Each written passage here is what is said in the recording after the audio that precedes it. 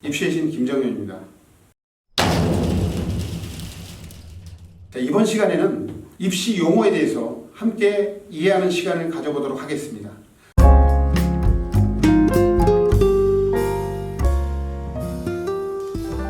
천리길도 한 걸음부터라는 말이 있는데, 자, 우리 학생 학부모님들이 여러 가지 입시 자료라든가 입시 설명회를 가셔서 들을 텐데, 들으시면서 좀 이해하기 어려운 것은 입시 용어, 개념이 정확하게 머릿속에 들어와 있지 않기 때문이거든요. 입시 자료들을 올바로 보기 위해서 필요한 기초적인 입시 용어에 대해서 한번 함께 공부하는 시간을 갖도록 하겠습니다. 자, 그러면 이제 대학 가는 방법이 두 가지가 있죠. 정시, 수시가 있습니다. 정시, 수시는 무엇이냐? 정시는 정해진 시기에 선발한다 라는 의미인데, 수능 100%로 뽑는다라고 생각하시면 돼요. 의대와 교대가 학생부라든가 면접을 보긴 하지만 그 이외의 대학은 수능 100%로 선발하기 때문에 정시는 수능 100%다 라고 생각하시면서 넘어가도록 하겠습니다. 그리고 다음은 수시 모집입니다. 수시 모집은 말 그대로 수시로 선발해요. 무슨 얘기냐? 정시는 일정한 기간을 두고서 선발하는데 수시는 대학들마다 다 다릅니다. 그게 수시 모집인데, 일단 이 수시 모집은 수능 성적보다는 학생부와 대학별 고사를 중심으로 해서 선발을 하죠. 그래서 이 수시 모집은 9월부터 11월까지 약 석 달에 걸쳐서 전형이 진행된다는 차이점이 있습니다. 자, 그리고 이제 정시 모집은 딱 3번 지원할 수 있는데, 수시 모집은 그 2배, 6번 지원 가능하죠. 교과와 비교과 많이 들어보셨죠? 교과는 말 그대로 교과 성적을 의미합니다. 내신 성적이요. 국어, 영어, 수학, 사회, 과학. 거기에 기술과정, 정보 이런 것들이 있겠죠. 은미체. 자, 그런데 서울대, 연대, 고대 그리고 교육대학을 제외하고는 대부분의 대학이 국영수, 과사만을 주요 과목으로 반영하고, 많은 대학들이 문과는 국어, 영어, 수학, 사회, 이과는 국어, 영어, 수학, 과학만을 반영하고 있습니다. 그래서 이 주요 과목의 내신은 잘 받아야 되겠죠. 자, 그럼 비교과는 학생부에 기록된 것 중에서 교과 이외의 모든 사항들을 의미합니다. 출결 사항, 수상 경력, 그리고 창의적 체험 활동, 자동 공진이라고 하죠. 자율 활동, 동아리 활동, 봉사 활동, 그리고 진로 활동. 그리고 이제 교과목 내신 바로 밑에 나와 있는 과목 선생님들이 써주시는 세부능력 특기사항, 세특기라고 합니다. 거기에 독서 기록, 그리고 마지막으로 행동 특성 및 발달 사항이라고 해서 담임 선생님께서 관찰하신 내용을 써주시는 겁니다. 이것이 바로 비교과입니다. 이 교과와 비교과, 이 학생부를 가지고 선발하는 전형을 학생부 위주 전형 또는 학생부 중심 전형이라고 하는데, 학생부 중심 전형은 다시 학생부 교과 전형과 그리고 학생부 종합 전형으로 나뉩니다. 학생부 교과 전형은 일단 그냥 학생부 교과 성적 100%로 뽑는 전형이다 라고 생각하시면 되겠어요.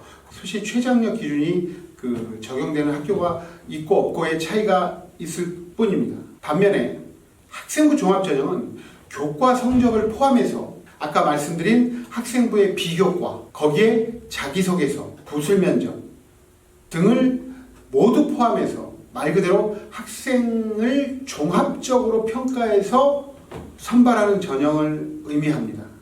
이때 이제 주로 보는 것은 선택한 학과가 있지 않습니까? 지원학과, 희망 진로와 관련된 어떤 잠재력, 열정, 준비 정도, 거기에 이제 말 그대로 학업 성적, 그리고 전공 적합성, 인성, 그리고 발전 가능성들을 종합적으로 평가하는 전형을 의미하기 때문에 중요한 것은 학생부로 뽑는데, 우리 많은 학부모님들, 학생들이 저한테 와서 자꾸 이상한 소리를 하는 경우가 있어요. 그게 뭐냐면, 학생부 종합전형은 비교과만 좋으면 되지 않나요? 일반고는 교과가 뒷받침되지 않으면 비교과만 가지고는 어렵습니다. 학생의 기본은 뭐죠? 공부잖아요. 내신 성적이 기본적으로 돼야지 서울에 있는 상위권 대학들을 갈 수 있다는 것을 꼭 명심해 주길 바랍니다. 자, 수능 9등급제에 대해서 알아보시죠. 사실 9등급제란 수능뿐만 아니라 일반적인 고교 내신 성적도 그대로 적용되는 개념인데요. 상대평가 개념으로서 등급을 9등급으로 나눠가지고 학생들을 평가하고 위치 짓는 것이다 라고 보시면 되겠어요. 일단 1등급은 4%까지, 그리고 2등급은 그 다음부터 11%까지, 3등급은 그 다음부터 23%까지, 그리고 4등급은 그 다음부터 40%까지. 그 밑에는 의미 없기 때문에 생략하겠습니다. 이것은 내신에도 그대로 적용됩니다. 그리고 퍼센트로 등급을 나누긴 하는데 인원이 줄면 절대 인원이 줄겠죠. 무슨 얘기냐면 1000명이면 1등급이 40명입니다. 그런데 100명이면 4명이 되는 거죠. 지금 학생 수가 줄어들어가고 있기 때문에 점점 내신이나 수능이나 1등급 받기가 더 어려워지고 있습니다. 그래서 커트라인들이 조금씩 내려가는 경향이 있습니다. 특히나 내신으로 뽑는 학생부 종합전형이 미세하게 조금씩 그 합격선이 하락하고 있습니다. 자, 그리고 이제 다음으로 수능 절대평가. 수능 절대평가는 인원이나 비율에 관계없이 일정한 점수를 받으면 등급을 부여하는 제도죠. 지금 자료에 나오듯이 영어 9등급제입니다. 90점 이상이 1등급, 80점 이상이 2등급. 예를 들어서 수능 응시한 영어를 본 학생 모두가 90점이 넘었다. 그럼 모두가 다 1등급, 100%가 1등급이 되는 그런 것도 이론적으로는 가능하죠. 그래서 인원수에 관계없이 일정한 점수가 넘으면 등급을 부여하는 제도, 절대평가입니다. 그래서 영어가 수능 다른 과목 중에서 가장 비중이 낮아졌다고 볼 수 있어요. 자, 수능 가산점과 수능 가중치에 대해서 알아보겠습니다.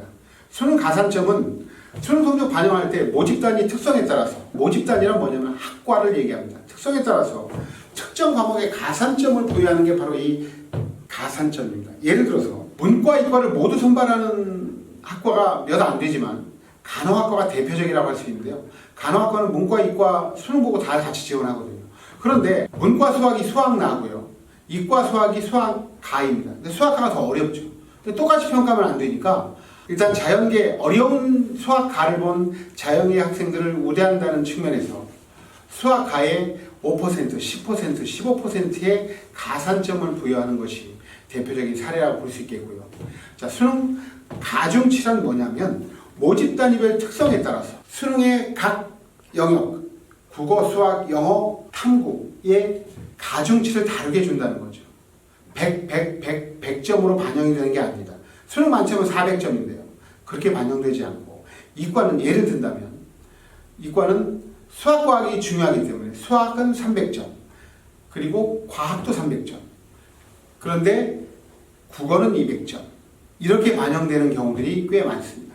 바로 이게 수능 가중치라고 할 수 있겠습니다.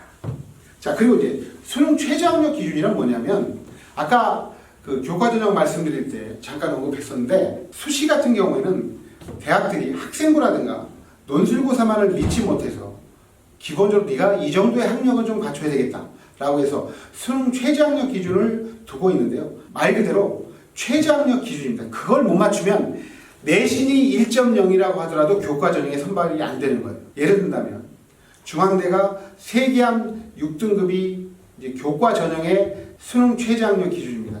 근데 제가 일반고 나와서 1등급이에요. 그런데 이걸 못 맞춰가지고 세계암 7등급이다. 그러면 제 아무리 좋아도 최저학력 기준을 못 맞췄기 때문에 아웃된다는 거죠. 근데 이제 이걸 물어보는 사람이 있어요. A라는 학생은 수능이 국어, 수학, 영어가 1등급이다.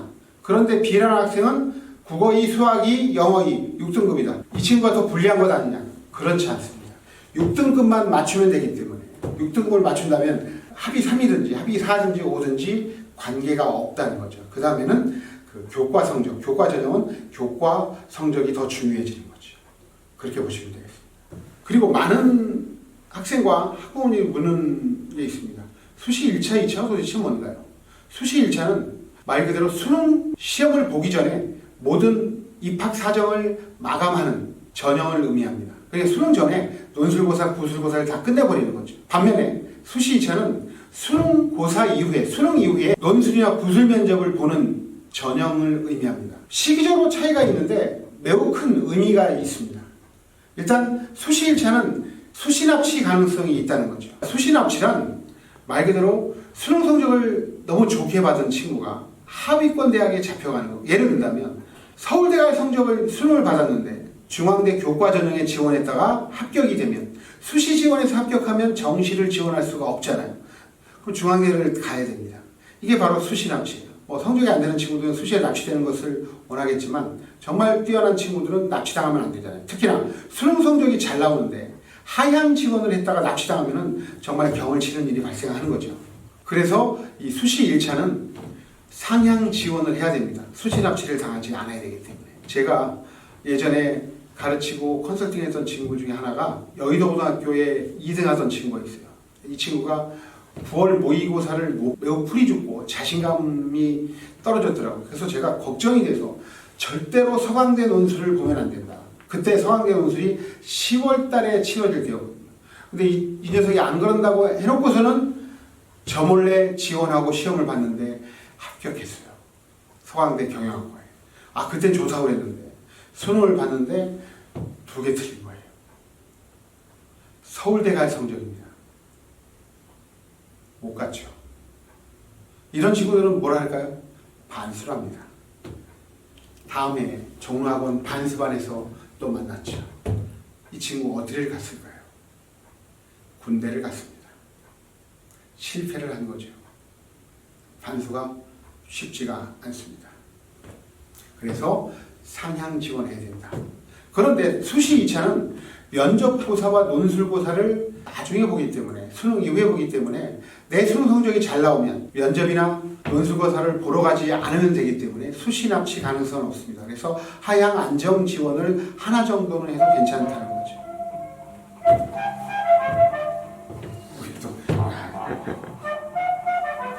자, 지금까지 입시 용어에 대해서 말씀을 드렸는데 항상 공부는 무엇이 중요하냐면 복습입니다.